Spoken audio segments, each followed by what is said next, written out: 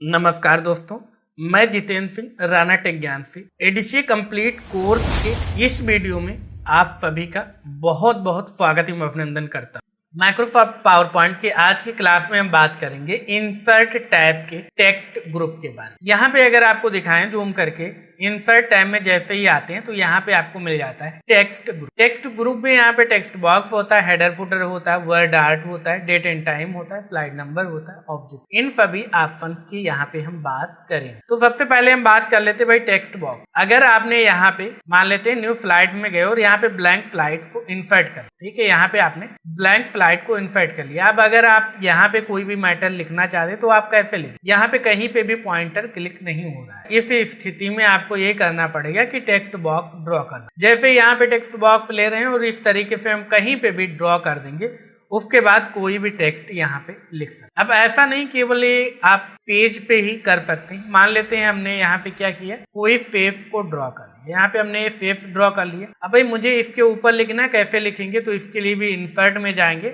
और यहाँ पे टेक्स्ट बॉक्स ले लेंगे और यहाँ पे टेक्स्ट बॉक्स ड्रॉ कर लिया और अब हम फेस के ऊपर भी क्या कर सकते हैं, लिख सकते। इसी तरीके से मान लेते हैं कि कोई हमने इमेज ले ली, कोई पिक्चर्स हमने इंसर्ट कर ली। अब भाई पिक्चर्स के ऊपर हमें लिखना है कि बताना ये बीजीए केबल है, कैसे लिखेंगे? तो उसके लिए भी हम इंसर्ट में जाएंगे और ये टेक्स्ट बॉक्स ले लेंगे, यहाँ पे हम ड्रॉ कर देंगे और यहाँ पे हमने लिख दिया बीजीए केबल। तो इस तरीके से हम क्या है, टेक्स्ट बॉक्स का उपयोग कर सकते। अगला ऑप्शन यहाँ पे होता है हेडर फुटर। तो हेडर फुटर के बारे में आपको पता होना चाहिए। जब भी आप कोई बुक्स देखते हैं तो उसमें क्या होता है कि ऊपर कुछ टाइटल दिया होता है, नीचे पेज नंबर या फिर ऑथर का नाम, उस तरीके से सभी पेज पे होता है। तो उसे क्या कहा जाता है, उसे ही हेडर फुटर कहा जाता है। जो पेज के ऊपर हिस्से में होता है सभी पेज पे कॉमन, तो उसे हेडर कहा जाता है। जो नीचे होता है उसे फुटर कहा है। तो यहाँ पे जैसे हेडर फुटर पे क्लिक कर रहे हैं तो हमारे सामने कुछ इस तरीके से एक पॉपअप ओपन होके आ रहा है, हेडर एंड फुटर। तो यहाँ पे इंक्लूड ऑन स्लाइड, तो यहाँ पे क्या है, आप डेट एंड टाइम भी इंसर्ट कर सकते हैं अगर आप चाहते हैं। डेट एंड टाइम,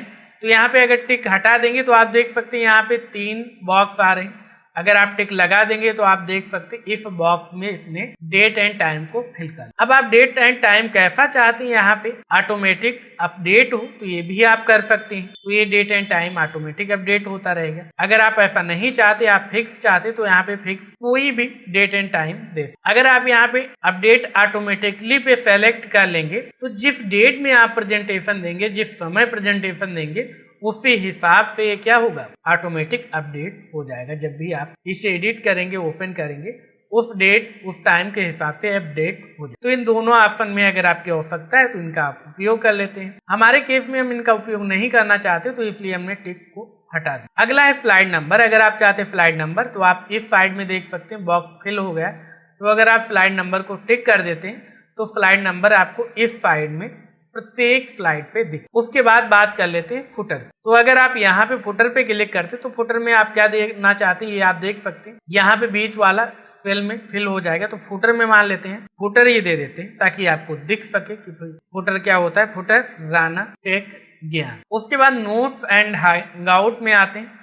तो इसमें भी अगर आप देखिए, अगर प्रेजेंटेशन आप दे रहे हैं तो वहां पे स्लाइड में केवल और केवल आप फुटर दे सकते हैं, हेडर नहीं दे। लेकिन अगर आप नोट्स या फिर हैंडआउट्स वगैरह प्रिपेयर कर रहे हैं तो वहां पे आप हेडर भी दे सकते हैं। तो यहाँ पे भी हम साथ ही साथ दे देते हैं। यहाँ पे हमने हेडर दे दिया। तो हेडर के लिए हमने यहाँ पे दे दिया हेडर राणा टेक ज्ञान। ये क्या है, यहाँ पे हम लिख भी देते हैं notes and hand outs. Footer भी दे देते हैं, यहाँ पे कॉपी कर लेते हैं और यहाँ पे फिलहाल केवल हम फुटर को चेंज कर लेते हैं। यहाँ पे हमने दे दिया फुटर। और ये अगर आप एक पे अप्लाई करना चाहते हो तो अप्लाई क्लिक करिए। अगर सभी पे अप्लाई करना चाहते तो अप्लाई टू ऑल पे क्लिक कर दीजिए, तो ये सभी पे अप्लाई हो जाएगा। अभी आप अगर नीचे देखेंगे स्लाइड्स पे तो आप देख रहे हैं यहाँ पे फुटर राणा टेक ज्ञान आ रहा है। दूसरे स्लाइड पे जाते हैं फुटर राणा टेक ज्ञान। यहाँ पे स्लाइड नंबर भी आप देख रहे हैं बदल रहे हैं। जिस भी स्लाइड पे जा रहे हैं उसका स्लाइड नंबर यहाँ पे बदल। अब अगर हम प्रेजेंटेशन दे रहे हैं या स्लाइड शो करा रहे हैं यहाँ पे क्लिक करके, तो यहाँ पे देख सकते हो ऊपर हेडर नहीं आ रहा है, केवल और केवल फुटर आ रहा है, फुटर राणा टेक ज्ञान। और यहाँ पे स्लाइड नंबर जैसे क्लिक कर रहे हैं, दूसरा आ गया, स्लाइड 2 नंबर लिखा हुआ है, तीसरा आ गया, चौथा। इस तरीके से अलग अलग स्लाइड आ रही है, लेकिन हेडर कहीं पे भी नहीं है। तो हेडर कब आएगा, जब यहाँ पे आप इसका प्रिंट वगैरह करेंगे। जैसे हम कंट्रोल पी कर लेते हैं तो अभी देख सकते केवल राणा टेक ज्ञान आ रहा है फुटर में, और यहाँ पे क्या आ रहा है, स्लाइड नंबर आ रहा है। लेकिन अगर आप फुल पेज स्लाइड की जगह पे नोट्स पेज प्रिंट करेंगे तो आप देख सकते हैं यहाँ पे हेडर आ रहा है। तो यहाँ पे आप देख रहे हैं हेडर राना टेक ज्ञान नोट्स एंड हैंगआउट, और यहाँ पे स्लाइड का फुटर आ रहा है और यहाँ पे ये आ जाएगा इस पेज का। अब मान लेते हैं कि मुझे केवल आउटलाइन चाहिए, तो आउटलाइन की स्थिति में भी आप यहाँ पे देख सकते हैं हेडर फुटर प्रिंट होगा।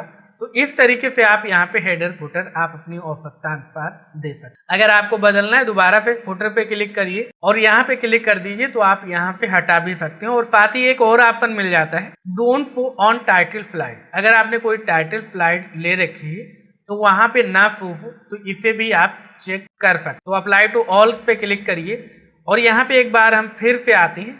अभी अगर हम देखते हैं तो इस स्लाइड पे नहीं आ रहा है, दूसरी स्लाइड पे आते हैं आ रहा है, इस पे भी नहीं आ रहा है, इस पे आ रहा है। तो यहाँ पे क्यों नहीं आ रहा है? क्योंकि ये टाइटल स्लाइड है। कैसे पता चलेगा? इस स्लाइड पे पॉइंटर रखते हैं और यहाँ पे जाते हैं होम में और यहाँ पे लेआउट में आए। यहाँ पे देख रहे हैं टाइटल स्लाइड है, जैसे इस पे आ रहे हैं दोबारा से लेआउट में जा रहे हैं, ये भी टाइटल स्लाइड है, इस पे आ रहे हैं। यहाँ पे देख रहे हैं तो ये क्या है? Blank slide. इस पे आ रहे हैं, यहाँ पे भी नहीं आ रहा है, लेआउट में जाते हैं, ये भी टाइटल स्लाइड है। अब मान लेते हैं टाइटल स्लाइड है, इसको हम ब्लैंक स्लाइड में कन्वर्ट कर, ठीक है। और यहाँ पे फिर से क्या करते हैं, फिर से जाते हैं यहाँ पे अप्लाई टू ऑल पे क्लिक कर देते हैं। तो इस पे नहीं आ रहा है, इस पे आ रहे हैं, आ रहा है, और इस पे अभी हमने चेंज किया तो इस पे भी आना। तो इस तरीके से अगर आप चाहते केवल टाइटल स्लाइड जो हमारी है जिनमें हमने टाइटल वगैरह दिया है उस पे ये फुटर या फिर पे स्लाइड नंबर ना आए तो वो भी आप यहाँ पे हेडर फुटर में जाकर उसकी भी सेटिंग कर सकते। अगर आपको बिल्कुल भी नहीं चाहिए तो आप इन सभी को हटा दीजिए, टिक सभी का आप टिक हटा दीजिए और यहाँ पे